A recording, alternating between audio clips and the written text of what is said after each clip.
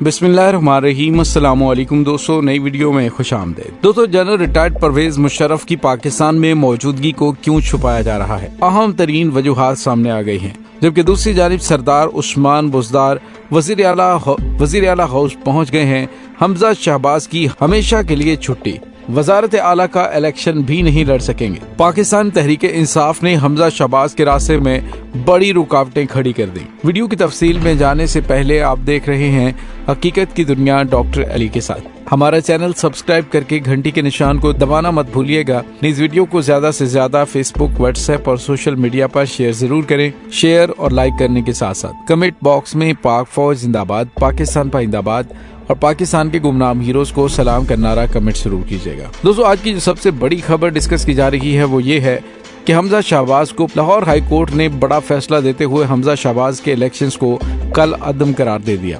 उसके बाद एक नई बहस शुरू हो गई है। पाकिस्तान तहरीक इंसाफ की जानिब से हमजा शहबाज के रास्ते में ऐसी बड़ी रुकावटें खड़ी कर दी गई हैं कि वो इलेक्शन में हिस्सा ही नहीं ले पाएंगे। जी दोस्तों, पाकिस्तान तहरीक इंसाफ के चेयरमैन और साबिक वज़ीर आज़म इमरान खान ने हमजा शहबाज केस में लाहौर हाई कोर्ट के फैसले को सुप्रीम कोर्ट में चैलेंज करने का ऐलान कर दिया है। उसने कहा कि हमजा अब कैसे वजीर आजम बन सकता है। अदालत ने जब कह दिया कि उसका इंतखाब ही गलत है तो फिर वजीर आला कैसे बन सकता है। उन्होंने कहा कि वाज़ेह कर दूं कि हमजा शहबाज केस में लाहौर हाई कोर्ट के फैसले को हम सुप्रीम कोर्ट में चैलेंज कर रहे हैं। ये सब कुछ गलत हो रहा है। हमारे मुनहरफ अराकीन पर अभी तक हाई कोर्ट के कहने के बावजूद इलेक्शन कमीशन ने फैसला नहीं सुनाया। हालांकि हमें 5 सीटें फौरी दी जानी चाहिए थी। मीडिया की आवाज को दबाने की कोशिश की जा रही है। इस सेटअप को मुसल्लत करने वाले पाकिस्तान को नुकसान पहुंचा रहे हैं। मुल्क के बेहतरी की तरफ जाने का एक ही रास्ता है कि फौरी तौर पर आज़ाद और शफाफ इलेक्शंस की जानिब बढ़ा जाए। दोस्तों, दूसरी जानिब आपको ये बताते चलें कि पाकिस्तान तहरीक इंसाफ के रहनुमा फवाद चौधरी ने भी कहा है कि हाई कोर्ट फैसले ने पंजाब में सियासी बहरान में मजीद इजाफा किया है। हमजा शहबाज की हुकूमत बरकरार नहीं रही। जो हल दिया गया है उसके नतीजे में बहरान खत्म नहीं होगा। उन्होंने कहा कि फैसले में कई खामियां हैं। लीगल कमेटी की मीटिंग बुला ली है। लाहौर हाई कोर्ट फैसले में खामियों को लेकर सुप्रीम कोर्ट से रुजू करेंगे। दोस्तों, याद है कि अदालत ने वज़ीर आला पंजाब का इलेक्शन दोबारा करवाने का हुक्म दिया है। अदालत ने कल पंजाब असम्बली का इजलास बुलाने का भी हुक्म दिया। फैसले में कहा गया कि कल 4 बजे हाउस का 40वां इजलास बुलाया जाए और अदालत ने उस्मान बुज़दार को दोबारा वजीर आला बहाल करने का हुक्म भी दिया है। फैसले में कहा गया है कि उस्मान बुज़दार को बतौर वजीर आला बहाल किया जाता है। अदालत ने डी सीट होने वाले 25 वोट निकाल कर वोटिंग का हुक्म दिया। लाहौर हाई कोर्ट के फैसले के बाद वजीर आला और वजीर आजम दोनों ने हंगामी इजलास तलब कर लिए हैं। हालांकि तहरीक इंसाफ के मुनहरफ अरकान के डी सीट होने के बाद उनका इखलाकी तौर पर इस सीट पर बैठने का कोई जवाब नहीं बनता था, लेकिन मौजूदा हुकूमत की जानिब से जोर जबरदस्ती और धौंस से सारे मामलात को अपनी मर्जी से चलाया गया और जिस तरह से पाकिस्तान तहरीक इंसाफ को ये बड़ी कामयाबी मिली है, इसमें अब उनकी जानिब से चैलेंज किया जाएगा कि हमजा शहबाज वजीर आला का इलेक्शन भी नहीं लड़ सकते, क्योंकि पहले ही उन्होंने गैर आईनी इकदाम उठाया। उसूली तौर पर इस गैर आईनी इकदाम की वजह से उन्हें सजा मिलनी चाहिए। दोस्तों, दूसरी जानिब आपको ये भी बताते चलें कि इम्पोर्टेड सरकार के लिए मामलात और ज्यादा गंभीर होते जा रहे हैं। सीनियर सहाफ़ी आरिफ हमीद भट्टी ने दावा किया है कि एक हुकूमती इत्तेहादी जमात ने हुकूमत से निकलने का फैसला कर लिया है। सिर्फ पार्टी की जानिब से इजाज़त का इंतजार है। उन्होंने दावा किया कि ये एक गैर फितरी इत्तेहाद था जिसमें लोगों को मजबूरन शामिल किया गया। उन्होंने कहा, मेरी आज भी इत्तेहादी से बात हुई है, उसका बस चले तो आज रात को हुकूमत से वो निकल जाए। वो कहते हैं कि जिस तरह धांधली हुई माजी में इसकी कोई मिसाल नहीं मिलती। अगर यही सूरत हाल रही तो आइंदा इंतखाबात उनके साथ मिलकर नहीं लड़ सकते। हुकूमती इत्तेहादियों का कहना है कि वो फैसला कर चुके हैं, लेकिन कुछ लोग उन्हें इंतजार करने का भी कह रहे हैं।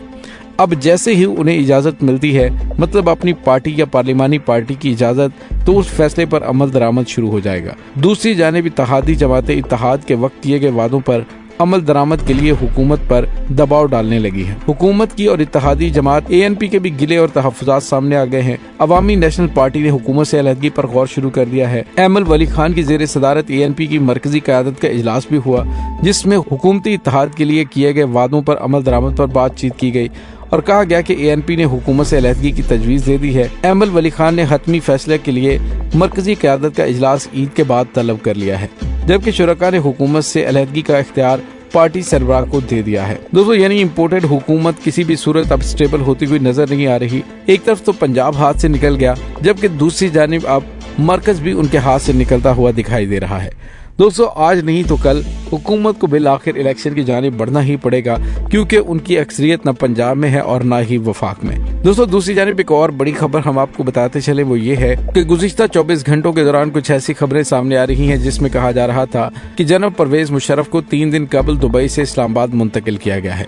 वो रावलपिंडी एक हॉस्पिटल में ज़ेरे इलाज हैं। दोस्तों याद है कि जनरल रिटायर्ड परवेज मुशर्रफ की वजह से हॉस्पिटल की सिक्योरिटी सख्त करने की खबरें भी सामने आई और इस हवाले से बताया गया कि मामूल के तहत सिक्योरिटी अलर्ट किया गया। साबिक सदर परवेज मुशर्रफ की वतन वापसी से मुतल्लिक हुकूमत की जानिब से कहा गया था कि अगर वो पाकिस्तान आना चाहें तो हुकूमत उन्हें सहूलत फराहम करेगी। दोस्तों याद रहे कि चंद रोज कबल वजीर कानून आजम नजीर तारण ने कहा था कि साबिक सदर जनरल रिटायर्ड परवेज मुशर्रफ को वतन वापस लाने के लिए सहूलतें फराहम करना चाहते हैं।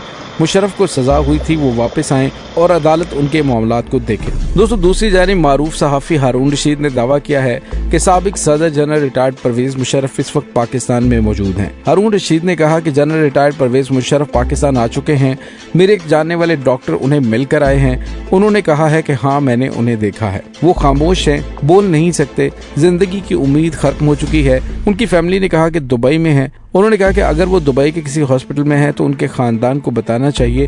हारून रशीद ने मजीद कहा कि मेरे जराए तो यही कह रहे हैं कि परवेज मुशर्रफ इस वक्त पाकिस्तान में मौजूद हैं।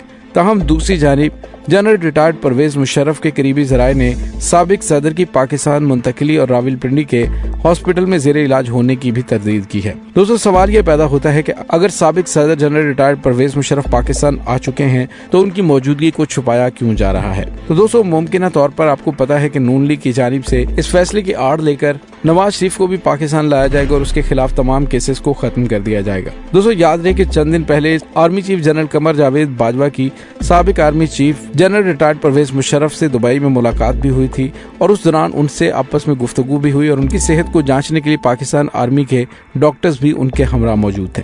तो दोस्तों इस हवाले से ये भी कहा जा रहा था, दावे किए जा रहे थे कि न्यूट्रल्स की जानिब से अब शरीफ खानदान को एक नया NRO देने के लिए और नवाज शरीफ के तमाम केसेस को खत्म करवाने के लिए और उन्हें एक बार फिर पाकिस्तानी सियासत में मुतहर्रिक करने के लिए पाकिस्तानी एस्टेब्लिशमेंट की जानिब से सहूलत कारी की जा रही है।